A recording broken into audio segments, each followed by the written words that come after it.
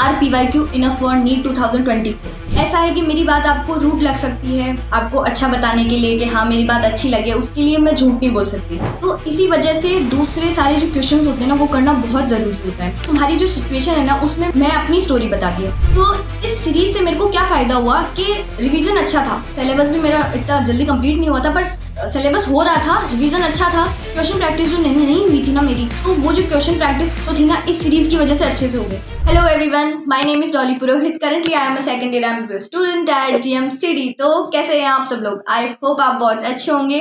आपकी नीट की तैयारी बहुत जोरों शोरों से चल रही होगी। आपको बस एक चीज मैं बोल देती हूँ वीडियो स्टार्ट करने से पहले कि गला थोड़ा खराब है, तो आवाज थोड़ी ऊंची नीची आए ना तो चला लेना काम, ठीक है। वीडियो का जो टॉपिक है ना वो है हमारा RPYQ इनफ फॉर नीट 2024। तो वीडियो को चलिए हम स्टार्ट करते हैं। तो ऐसा है कि मेरी बात आपको रूड लग सकती है, आपको हार्श लग सकती है, लेकिन मैं आपको अच्छा बताने के लिए कि हाँ मेरी बात अच्छी लगे, उसके लिए मैं झूठ नहीं बोल सकती। झूठ क्या नहीं बोल सकती कि नीट के लिए ना PYQ इनफ नहीं होते हैं, कभी भी नहीं होते। मतलब मैंने खुद ने भी सिर्फ PYQ नहीं किए थे, उससे बहुत ज्यादा क्वेश्चन प्रैक्टिस करी थी, ठीक है।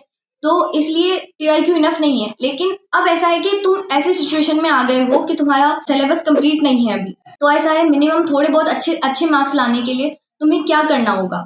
उसके लिए मैं बस एक चीज बता रही हूँ कि कोई पर्टिकुलर चैप्टर है जिससे आपको बहुत ज्यादा डर लगता है। जैसे पर्टिकुलरली मुझे जिस चैप्टर से डर लगता था ना वो था फिजिक्स का अपना जो फ्लूइड वाला चैप्टर है ना, मैकेनिकल प्रॉपर्टीज ऑफ फ्लूइड, उससे मेरे को बहुत डर लगता था। और सेकंड हमारा जो 12th का जो रे ऑप्टिक्स वाला पार्ट है ना, खतरनाक डर लगता था। ये दो चैप्टर ऐसे थे कि इनके क्वेश्चन मुझसे बनते ही नहीं थे। अगर आपका भी ऐसा कोई चैप्टर है ना जिसके क्वेश्चन नहीं बनते हैं, बन ही नहीं रहे हैं, अभी नीट आ ही चुका है, तो तुम्हें क्या करना चाहिए? तो एटलीस्ट ये बोला जाता है कि उनके एटलीस्ट PYQ कर लो। लेकिन अगर PYQ तुम करने जाओगे ना तो उसमें यूं है कि पर्टिकुलर कोई PYQ है, वो PYQ समझ नहीं आएगा जब तक आपने उसी कॉन्सेप्ट के ऊपर 2-4 क्वेश्चन प्रैक्टिस नहीं किए होंगे। जब तुम किसी कॉन्सेप्ट के ऊपर 2-4 क्वेश्चन प्रैक्टिस कर लेते हो उसके बाद तुम PYQ के ऊपर जाते हो। PYQ जब हो जाता है ना तो अलग लेवल का कॉन्फिडेंस आता है कि नीट में अगर ये आया हुआ है और अगर वापस नीट में आया इस कॉन्सेप्ट में तो मैं क्वेश्चन कर लूंगा। तो इसी वजह से दूसरे सारे जो क्वेश्चन होते हैं ना वो करना बहुत जरूरी होता है। तो सिर्फ PYQ इनफ नहीं है, लेकिन अगर तुम्हारे को किसी चैप्टर से बहुत ही डर लग रहा है, क्वेश्चन ही नहीं हो रहे हैं, तो PYQ तो एटलीस्ट कर लो। तुम्हारी जो सिचुएशन है ना उसमें मैं अपनी स्टोरी बताती हूँ। नीट के ऐसे ही मतलब बहुत कम डेज रह गए थे, 15 दिन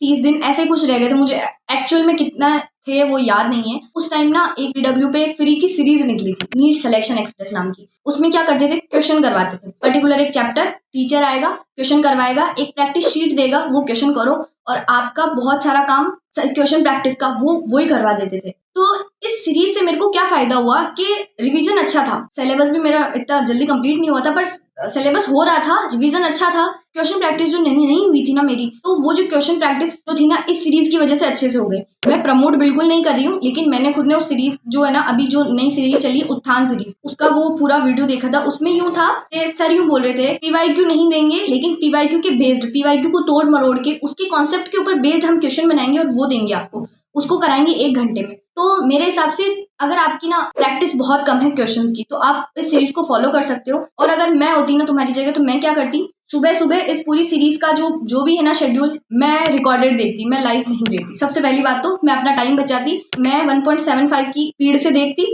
वीडियो को, और वीडियो के साथ साथ जो सर करवा रहे हैं। और सबसे पहली बात मैंने पहले ही बोला, रिकॉर्डेड देखती, मतलब अगर आज लाइव है तो आज नहीं देखूंगी, कल देखूंगी मैं उस सीरीज को, ठीक है, या फिर उसका जब रिकॉर्डेड आ जाएगा तब देखूंगी। रिकॉर्डेड सेशन में मैं अच्छे से सर के साथ प्रैक्टिस करूंगी। उसके बाद थोड़ा टाइम लेके, जैसे तीनों सब्जेक्ट है ना वो जैसे हो रही है वैसे, उसके बाद मैं प्रैक्टिस शीट को करूंगी। तो ऐसे मैं अपने क्वेश्चन प्रैक्टिस और रिवीजन को करूंगी। मतलब कोई चैप्टर है जैसे मुझे बहुत डर लग रहा है, मुझसे उसकी क्वेश्चन नहीं हो रही, तो सिर्फ उसके PYQ करके मैं खुश हो जाऊंगी। इतना है कि नीट में ऐसा एग्जाम नहीं है ना, मतलब अल्टीमेटली आपको बहुत बड़े नोबल प्रोफेशन में लेके जाता है ये एग्जाम। तो इस प्रोफेशन में जाने के लिए नीट एग्जाम लिया जाता है। तो ऐसा नहीं है कि सिर्फ PYQ करके पुराने जो 10 साल के क्वेश्चन आए हुए हैं वो करके आप आ जाओगे, थोड़ा लेवल अप होता है। तो ये था हमारा पूरा वीडियो, कैसा लगा जरूर कमेंट सेक्शन में बताइएगा। और ऐसा नहीं है कि मैं झूठ बोल रही हूँ या कुछ भी कर रही हूँ, मैंने खुद ने सिर्फ PYQ नहीं किए थे, तो मैं कैसे बोल दूँ कि आप सिर्फ PYQ करो आपका काम हो जाएगा। मैंने खुद ने बहुत सारे क्वेश्चन करे थे।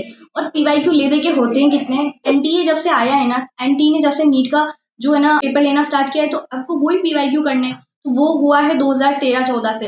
तो उसके बाद वाले PYQ हैं ही कितने, एक चैप्टर से तुम करोगे एक टॉपिक से हर पर्टिकुलर टॉपिक से तुम्हारे को तो पीवाईक्यू भी नहीं मिलेगा, ठीक है। तो इस वजह से तुम्हारे को सिर्फ पीवाईक्यू के ऊपर स्टक नहीं रहना है। सबसे बढ़िया मैंने बता दिया है कि उत्थान सीरीज को फॉलो करो और उसमें जो प्रैक्टिस शीट है ना उसको कर लो। मैंने खुद ने नीट सिलेक्शन एक्सप्रेस निकली थी ना, तुम खुद देख सकते हो, एक सीरीज निकली थी, उसको किया था और उससे मेरे को सच में जेन्युइनली बहुत फायदा मिला था। लास्ट की क्वेश्चन प्रैक्टिस बहुत इंपॉर्टेंट होती है और वो सीरीज जो थी ना उसने मेरी सारी क्वेश्चन प्रैक्टिस करवा दी थी। तो बस इसी के साथ मैं अपने पूरे वीडियो को यहीं रैप अप करती हूँ और thank you so much for your support. Bye bye.